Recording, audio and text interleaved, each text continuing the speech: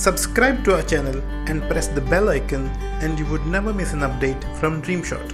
Hey friends, welcome once again to your channel DreamShot. YouTube comments में और अलग अलग जगह पे मुझे कुछ मैसेजेस आ रहे हैं कि कुछ थियरीज़ को क्यों मैं प्रैक्टिकली नहीं करके दिखा रहा हूँ। टू बी वेरी फ्रैंक, मैं एक सर्टन नंबर ऑफ सब्सक्राइबर्स के लिए वेट कर रहा हूँ और जब मैं कुछ व्लॉग और बिहाइंड द सीन्स टाइप की एक वीडियो बनाऊँ तब मैं चाहता हूँ कि उसका ऑडियंस बहुत बड़ा हो। थोड़ा सा और टाइम लगेगा। वेडिंग की behind the scenes, photo shoots, product shoots, सारे असाइनमेंट्स के स्टेप 1 से लेकर उसकी पोस्ट प्रोसेसिंग तक जो भी होता है मैं चाहता हूँ कि मैं आपके सामने वो रखूँ, क्योंकि ये सब बनाने के लिए कुछ पैसा लगता है, प्रोडक्शन वैल्यू बढ़ जाता है। तो मैं चाहूँगा कि उसका ऑडियंस भी थोड़ा सा बड़ा हो।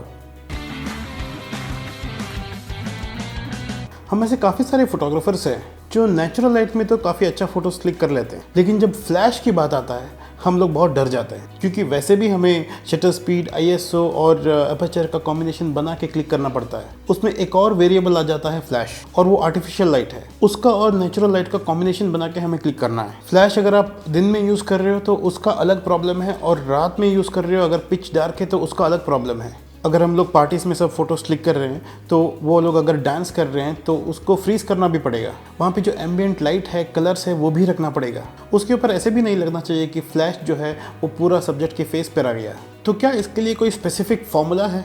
जनरली फ्लैश फोटोग्राफी या फिर किसी भी टाइप की फ़ोटोग्राफी के लिए कोई स्पेसिफिक फॉर्मूला नहीं होता है। हमें पेशेंस रख के ट्रायल एंड एरर करके ही सीखना पड़ेगा। नहीं तो हम किसी एक्सपर्ट से कोई एक फॉर्मूला लेके जाएंगे और अचानक उस इवेंट में सिचुएशन बदल जाता है।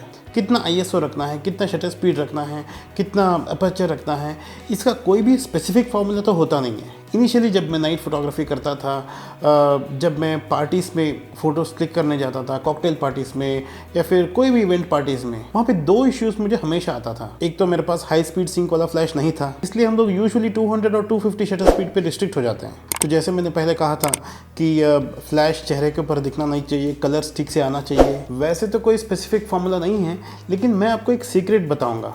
ये सीक्रेट आपको 90% ऑफ द सिचुएशन में काम आ जाएगा। तो ये कैसा सिचुएशन है और ये क्या सेटिंग है, लेट्स टॉक। देखिए, जब भी हम कॉकटेल पार्टीज में जाते हैं या फिर कोई भी इवेंट में जाते हैं जहाँ पे पूरा अंधेरा रहता है लेकिन वो डिस्को लाइट सब रहता है, वो इतना कलरफुल डिस्को लाइट्स होता है, रेड, ब्लू, ग्रीन, येलो, वो सब्जेक्ट्स के चेहरे पे आता रहता है। उतना ही नहीं, सब्जेक्ट्स इतना फास्ट मूव होते रहते हैं कि उनको फ्रीज करना भी मुश्किल है, और अगर हम लोगों ने फ्रीज कर दिया तो फ्लैश उनके चेहरे पे आ जाएगा।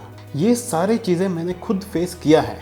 बहुत सारे ट्रायल एंड एरर के बाद मुझे एक चीज़ पता चला है जो मैं आपके साथ आज शेयर करूँगा। इसमें हमें अपर्चर, ISO, शटर स्पीड और फ्लैश चारों की सेटिंग एक स्पेसिफिक तरीके से रखना होगा। इसमें हम सबसे कम इम्पोर्टेंस अपर्चर को देंगे और ये मान के चलेंगे कि सिचुएशन के ऊपर हम लोग वाइडेस्ट पॉसिबल अपर्चर ही रखेंगे। मतलब अगर 1.8 रख सकता हूँ तो वो रखूँगा, और अगर मुझे मल्टीपल लोगों को कवर करना है, 3.5, 4 ये सब कुछ रखना है तो वो रखूँगा। लेकिन सिचुएशन के हिसाब से जितना वाइड हो सकता है उतना वाइड मैं रखूँगा। अब अपर्चर के बारे में इतना याद रख के उसको साइड में रख दो। अब हम जो भी करेंगे शटर स्पीड, ISO और फ्लैश के साथ करेंगे। देखिए, शटर स्पीड क्या करता है, लाइट कितना अंदर आएगा ये कंट्रोल करता है, प्लस सब्जेक्ट को कैसे फ्रीज करना है ये भी डिसाइड करता है। मतलब जितना फास्ट शटर स्पीड होगा उतना अच्छे से सब्जेक्ट फ्रीज भी होगा और उतना ही कम लाइट आएगा, और वैसे ही जितना स्लो शटर स्पीड करेंगे उतना ही ज़्यादा लाइट आएगा और उसमें उतना ही शेक आएगा। ISO में भी हम कंसिडर करेंगे कि 2 चीज़ होता है। ISO वैसे तो सिर्फ एक्सपोजर या ब्राइटनेस को कंट्रोल करता है, लेकिन हम ये भी मान के चलेंगे कि ISO जब इंक्रीज करेंगे तो ग्रेन्स भी ज़्यादा हो जाएगा। तो जस्ट इमेजिन आप एक पार्टी हॉल में फोटोज क्लिक करने वाले हो। In most of the cases party halls का रूफ ऐसे होता है कि आप फ्लैश को बाउंस कर सकते हैं। ऐसे बहुत कम बिल्डिंग्स होते हैं जहाँ पे हम फ्लैश को सीलिंग से बाउंस नहीं कर पाते हैं। तो पार्टी शुरू होने की 5 मिनट पहले आपको कुछ चीज़ें करना पड़ेगा। यूजुअली वहाँ पे डीजेस होते हैं, वेटर्स होते हैं, लोगों का मूवमेंट्स तो रहता ही है। तो ट्रायल एंड एरर करने के लिए आपके लिए परफेक्ट टाइम है। तो आप क्या करेंगे,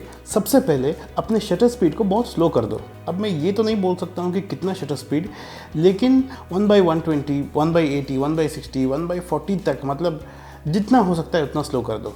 और ISO को भी जितना कम हो सकता है उतना कम रखो, मतलब 200, 400 जो भी ISO हो सकता है। अब आपको लग रहा होगा इतना अंधेरे में कम ISO सजेस्ट क्यों कर रहा हूँ मैं, और बाद में जब इतना मूवमेंट्स होने वाला है मैं स्लो शटर स्पीड क्यों सजेस्ट कर रहा हूँ। होल्ड ऑन, आपको पता चल जाएगा। अब स्लो शटर स्पीड और कम से कम ISO रख के आप फोटोज क्लिक करना शुरू करेंगे। स्लो शटर स्पीड होने के बावजूद ISO की वजह से शुरू में पूरा डार्क होगा। आप धीरे धीरे शटर स्पीड और ISO को थोड़ा सा चेंज करो। अगर आपने शटर स्पीड को 1/80 रखा है तो उसको 1/60 कर दो। अगर आपने ISO को 100 रखा है तो उसको 400 कर दो। धीरे धीरे इन दो चीज़ों को चेंज करना शुरू करो।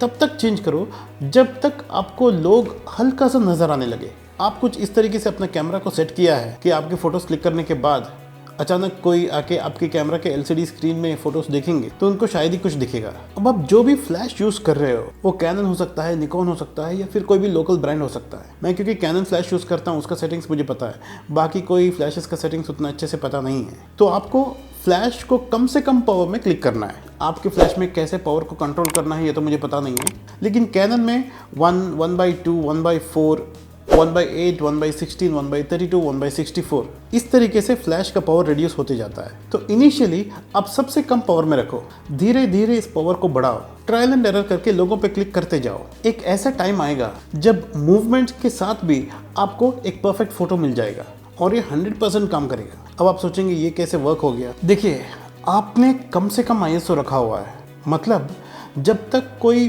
पावरफुल लाइट कोई ऑब्जेक्ट पे नहीं पड़ेगा तब तक आसानी से कुछ दिखेगा नहीं।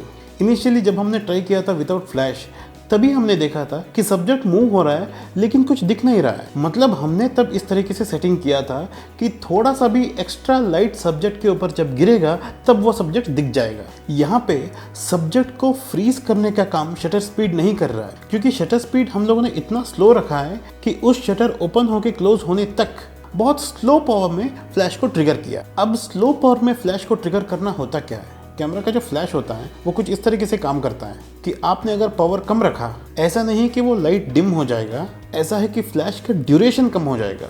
जितना कम ड्यूरेशन फ्लैश का होता है उतना ही अच्छे से सब्जेक्ट फ्रीज होता है। मतलब उतना अच्छे से फ्रीज करने का जो काम है वो शटर स्पीड नहीं कर रहा है, वो फ्लैश कर रहा है। शटर तो काफ़ी देर तक ओपन था और अगर अच्छा लाइट होता तो सब्जेक्ट का मूवमेंट पता चल जाता, लेकिन उस बड़ा ड्यूरेशन के बीच में एक बार फ्लैश ट्रिगर होकर निकल गया। इस तरीके से शटर स्पीड स्लो होने के बावजूद फ्लैश ही सब्जेक्ट को फ्रीज कर देता है। और शटर स्पीड स्लो होना और ISO कम होने की वजह से हम फ्लैश की लाइट को अच्छे से एक्सप्लॉइट कर सकते हैं और हमें कम नॉइस वाला एक क्लीन पिक्चर मिलेगा। मैंने more than 90% of the photographers को ये करते हुए नहीं देखा है। आई होप ये वीडियो आपको अच्छा लगा हो। अगर अच्छा लगा है then please let me know by giving it a thumbs up. Please do share this video with your friends. Thanks again. Take care.